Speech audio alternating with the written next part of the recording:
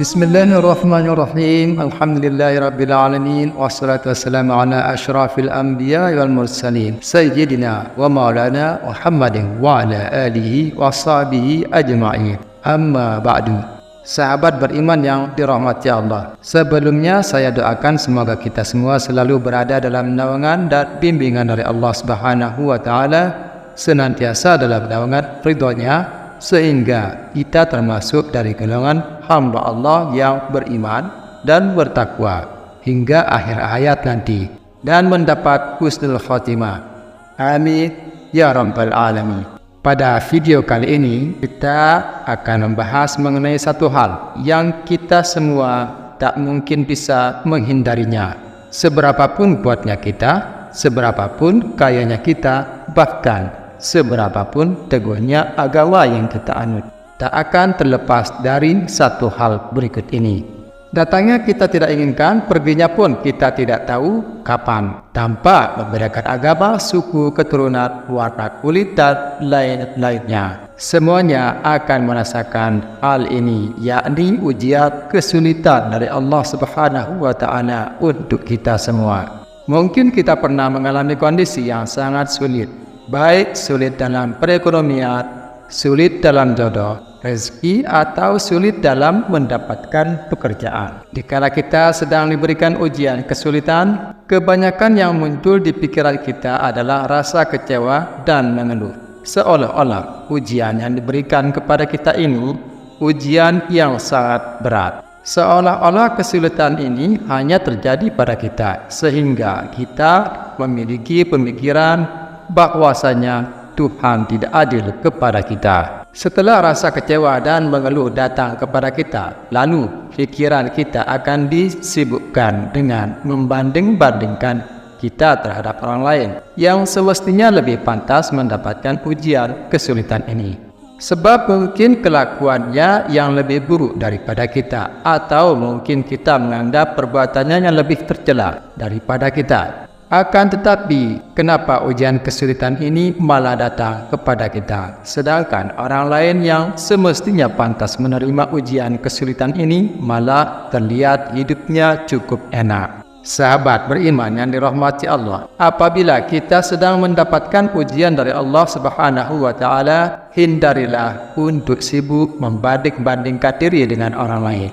Akan tetapi, mulailah bertanya pada diri kita, hikmah apa yang akan kita dapatkan ketika kita mampu menyelesaikan ujian ini? Kedua, pertanyaan tersebut akan mengubah cara pandang kita ketika ujian kesulitan datang kepada kita dan merupakan solusi untuk memudahkan kita dalam mengurai kesulitan yang sedang menimpa kita. Ketika Allah Subhanahu wa taala memberikan ujian kesulitan kepada kita, ada dua hal yang akan kita dapat, yakni bukti bahwasanya Allah Subhanahu wa taala masih sayang kepada kita, dan bukti bahwasanya Allah Subhanahu wa taala menginginkan kita untuk menduduki derajat yang lebih tinggi di sisinya, sehingga ketika kedudukan kita lebih tinggi di mata Allah Subhanahu wa taala, insyaallah kita akan dimudahkan dalam segala urusan di dunia maupun di akhirat. Apabila kita belum cukup paham untuk menghadapi ujian kesulitan yang diberikan Allah Subhanahu wa taala, ada 4 hal yang mesti kita lakukan, dan satu rahasianya ketika Allah Subhanahu wa taala sedang memberikan kita ujian kesulitan. Lalu apa 4 hal dan satu rahasianya tersebut? Yang pertama adalah tetap bersabar, berdoa, dan terus berusaha. Seperti yang saya katakan di awal, saat kita mendapatkan ujian kesulitan, itu artinya Allah Subhanahu wa taala sayang kepada kita. Untuk itu, agar kita bisa mendapatkan perhatian dari Allah Subhanahu wa taala, langkah yang harus kita tempuh adalah bersabar, memperbanyak istighfar, berdoa supaya ditunjukkan jalan yang baik untuk melewati ujian kesulitan.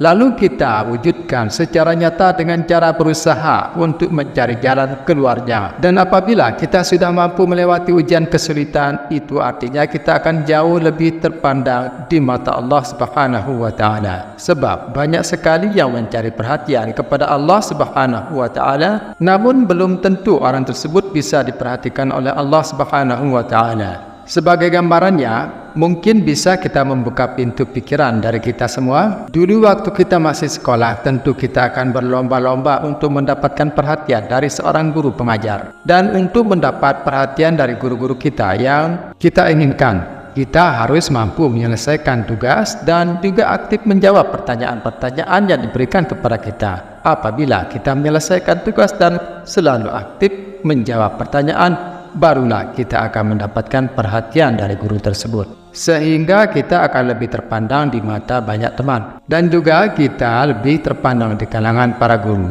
yang artinya derajat kita di mata guru pengajar akan lebih tinggi dibanding teman-teman yang lain. Ini hanya sekedar contoh untuk membuka pikiran dari kita semuanya, supaya ketika ujian kesulitan sedang menghampiri, kita tak hanya kecewa dan mengeluh saja, akan tetapi ada usaha yang kita lakukan.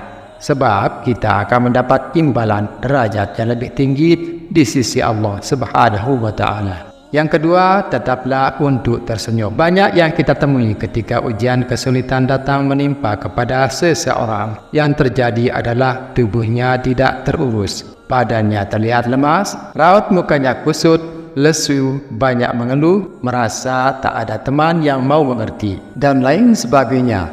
Padahal hal-hal tersebutlah yang akan membuat pikiran kita menjadi terkotori, sehingga pikiran kita akan dipenuhi dengan pikiran yang kurang baik, dan justru kesulitan malah terlihat semakin sulit. Oleh karena itu, ketika ujian kesulitan datang kepada kita, tetaplah tersenyum dan bersikap seperti tak ada kesulitan yang sedang menimpa. Lalu bersyukurlah masih diberikan ujian kesulitan, karena dengan diberikannya kesulitan, pemikiran kita akan menjadi lebih dewasa, lebih matang, dan makin bertambah pengalaman untuk memecahkan suatu masalah.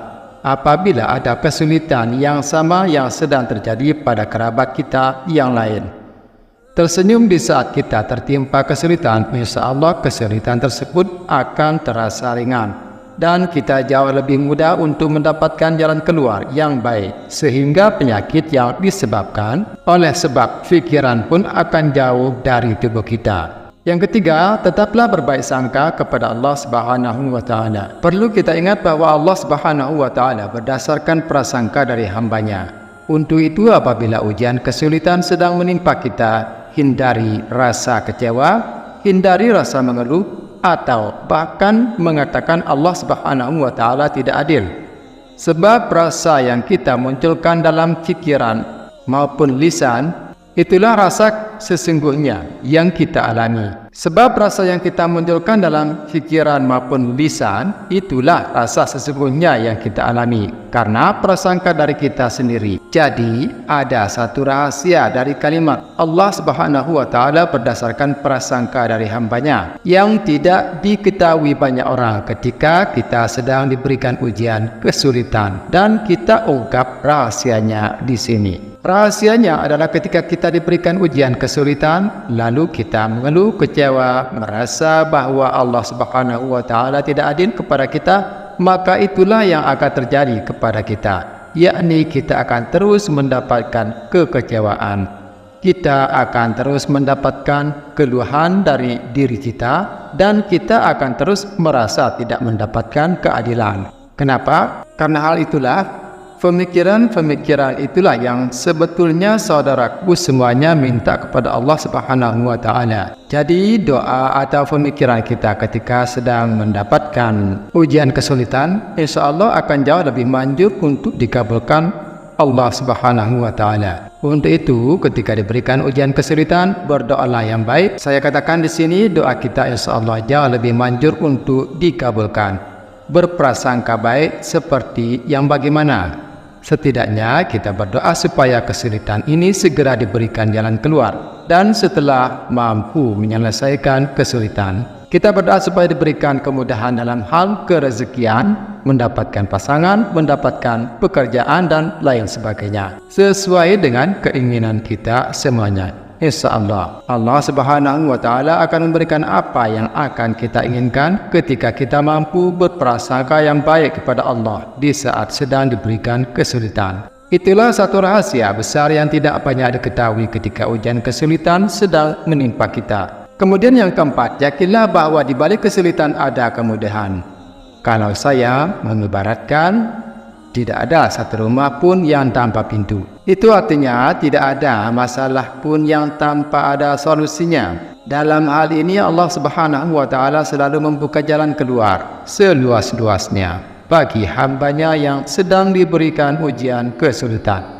Akan tetapi justru malah kita sendirilah yang kadang menutup pintu itu dari rahmat Allah Subhanahu wa Ta'ala, sehingga kita terjebak dalam ruangan yang di dalamnya penuh dengan kesulitan dan akan semakin sulit kita untuk bisa keluar dari kesulitan tersebut. Sahabat beriman yang dirahmati Allah, jika ujian kesulitan datang kepada kita, bukalah pintu dari berbagai arah untuk mendapatkan rahmat dari Allah Subhanahu wa Ta'ala, yang mungkin di antara pintu tersebut ada satu pintu yang menunjukkan jalan keluar dari segala kesulitan. Itu artinya kita diminta untuk membuka diri dan mampu menerima saran dari orang lain.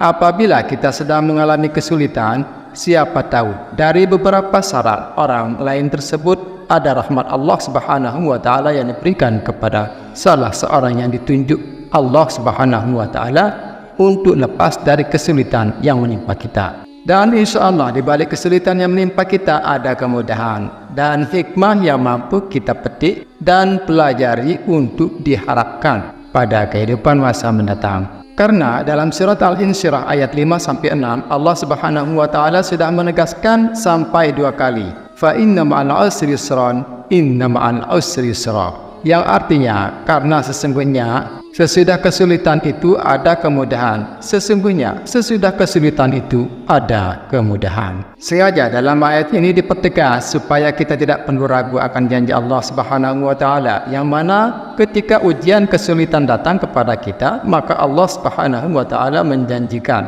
akan ada kemudahan sesudah kita tertimpa kesulitan. Sahabat beriman yang dirahmati Allah, itulah 4 hal yang rahasianya ketika kita sedang diuji dengan kesulitan oleh Allah Subhanahu wa Ta'ala. Saya berharap setelah mendengar video ini, kita semua mampu untuk mengambil sikap apabila ujian kesulitan sedang menimpa kita semuanya. Dan bersyukurlah bagi saudaraku yang selama ini masih diberikan kemudahan oleh Allah Subhanahu wa Ta'ala. Semoga selalu bersyukur dan meningkatkan rasa syukur kepada Allah Subhanahu wa Ta'ala. Amin ya rabbal alamin. Wallahu a'lam bissawab. Semoga bermanfaat. Akhirul kalam. Wassalamualaikum warahmatullahi wabarakatuh.